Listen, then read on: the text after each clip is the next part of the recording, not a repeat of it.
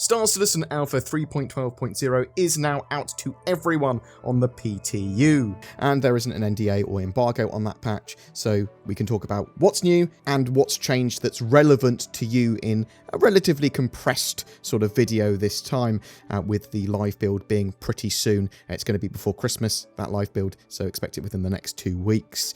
The multi-tool has a tractor beam module now available to purchase at various shops in-game, and the refinery decks, which are new. This allows you to move small objects at range in space or on the ground, but also acts as a grappling hook if you are in space and lock onto walls or large objects. You actually propel yourself towards the object rather than pull the object towards you. You can rotate items with R, and moving the mouse as well manipulates those objects. Weapons can now be zeroed, and basically accounting for bullet drop in atmosphere. Different scopes have different zeroing features. Well, in aim down sights, you can set your zeroing by pressing page up and then reset it with page down. There are now better markers for ship entry, showing you where to enter. We've added the Asperia, Tavaran, Talon, and Shrike, its variants. These are light fighter bird ships. At the moment in Wave 1, these are only available to people that own the ships. So also, Reputation V1's been added. This is actually quite a big change. So they've added tracking of players' relationships with NPCs and organizations. This rep is now actually stored in the long-term persistence, so it will remain after database wipes and that sort of stuff, along with what appears to be mission progression. So currently, reputation levels with NPCs and organizations will be seen through different dialogue and responses that a mission giver might give you, or someone talking to you might give you. You'll get higher paying missions the more sort of rep you build with people, and all the missions except Rutos, because they're having some problems with that at the moment, have been updated to use the new reputation system. Doing missions for mission givers will cause you to gain and lose reputation with them. They should react appropriately. If you fail too much, they will fire you and refuse to give you missions for around 24 hours.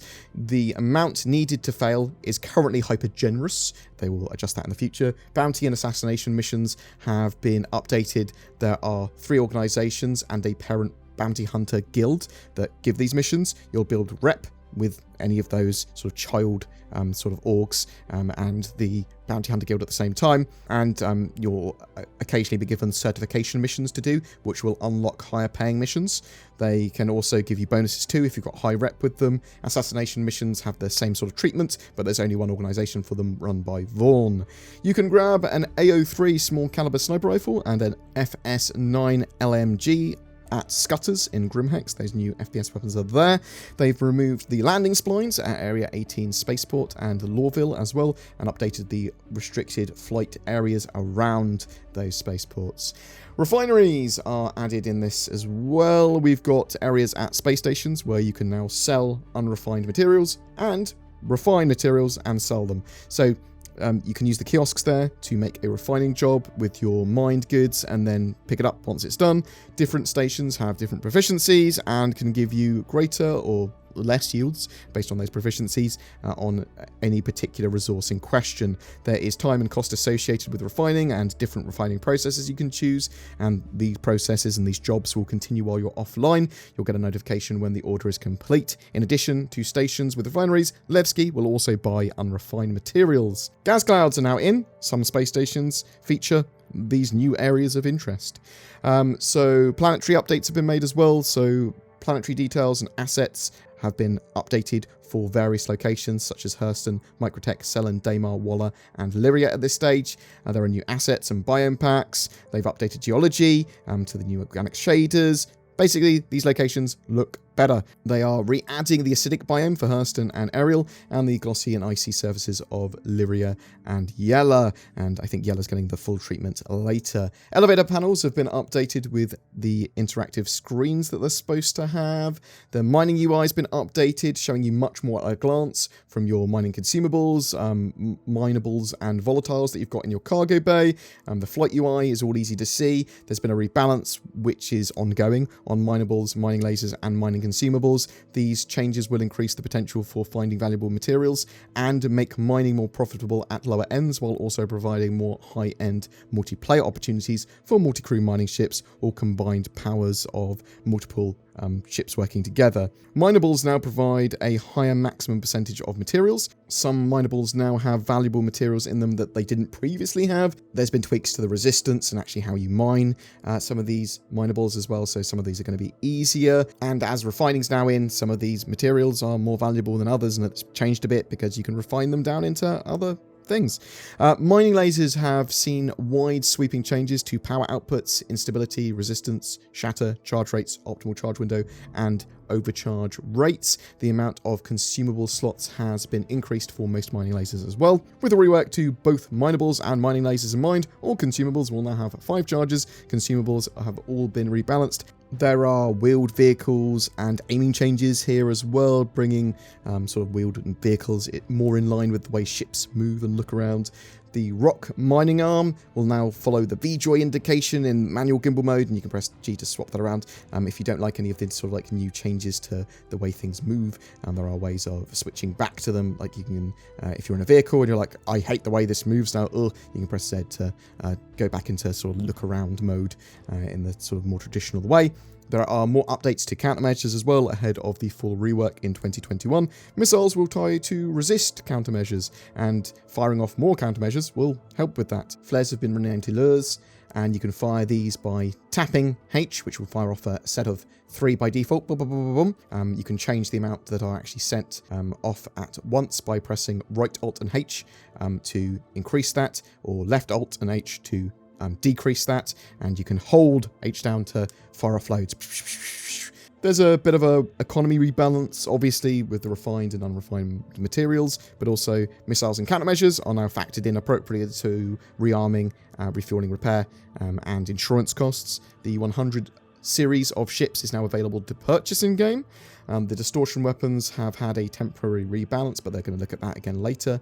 Turrets are easy to detect on the ground. The Idris can now spawn for the UBE security forces in defense of a station. I will be covering that in a lot more detail soon, as it's one of the features I'm actually pretty excited about in 3.12. It's an Idris. I want to get lots of shots of that and fight it properly, and try not to glitch it out. Some ships have had a bit of a tweak. The constellations seem more responsive, for example. Also, for those of you that want to see weapon and stats changes, the Urkel Star Citizen DPS calculator and loadout website is being updated at time of recording, and I'll link that down below. That's one of the better resources for sort of tracking ship and weapon DPS and all that sort of stuff. There have been head tracking updates for the Toby Eye Tracker 4 and 5, which are now supported fully in-game. Size 9 torpedoes do a lot more damage in-game as well now, but are slower. You'll need to hold Y to exit a ship seat rather than just press it now, and this can be changed in the options. Also, eject is now right Alt and Y. Look ahead tracking has been tweaked, and you can turn on strong target tracking, which sort of tries to keep your target in your view, known as padlock. So you can do that in the options menu. There are a good few major fixes. I want to go over the main ones though.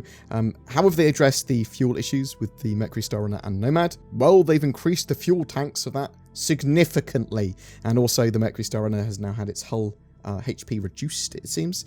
They fixed an issue that was causing ship canopies to open and close randomly. That is a joyous announcement, if it is entirely true. Ships landed at New Babbage and Lorville should now be able to be stored. Elevators work more consistently.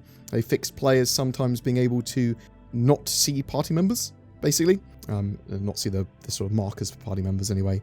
Fine terminals should now be working properly as well. There are some known issues that I'll want to go through here quick. Obviously, if you're having problems with the PTU or even the live build, delete your user folder for best practices. That's the first sort of thing you will do to make sure that you're not getting crashes or stuff that is undesirable in-game. But players can load into the game missing multiple items. Obviously not ideal. Some of the CRU stations, L1 and L5, are missing external elevators at the moment. Completed refinery orders cannot be sent to ships. UI information is missing, preventing the storing and cancellation of orders. The shopkeepers for both live fire weapons and garage defense are stood away from their desks. Visiting locations from Fresh Boot will cause a player to spawn on or below the surface of a planet, so you can just relog to solve that typically. Ships are unable to be restocked in some cases. Being arrested with both utility slots occupied causes the player to respawn in prison with a broken multi-tool, not great, and visor comms can become squished. And that's it for a quick run through of what's in this 3.12.0. It's possible that we will be seeing more changes and additions before the patch goes live. The Talon, I would expect to get some changes, as well as some balance and tweaks and stuff. Do you have access to Alpha 3.12.0 at the moment? What do you think of the changes and additions? Are you waiting for the live build? It doesn't look like we're going to get a full wipe for when it goes live, which is good. But whatever your thoughts, I'd love to hear from you in the comments below. Ho, ho, ho! Merry Shipmas! We're giving away a Mercury Star Runner in December because it's Christmas and we do it every month anyway. Zin, put a Mercury Star Runner in my hand because that's what we're giving away, and put a hat on it, like a Christmas hat. There you go. That's animation for you, potentially. I just moved my hand around. So just comment on any one of my videos during the month of December to be in for a chance of winning that. Also, maybe give someone special the gift that keeps on giving. I'm talking, of course, about NordVPN.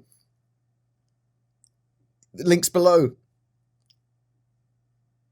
Also, don't forget Shadow. They do cloud-based gaming stuff, so you can get that as well. Thanks for watching, guys. Click the YouTube join button, like and subscribe, do all that sort of stuff. Thanks for supporting the channel. Merry Christmas. Oh, oh, oh. Mercury Star Runner.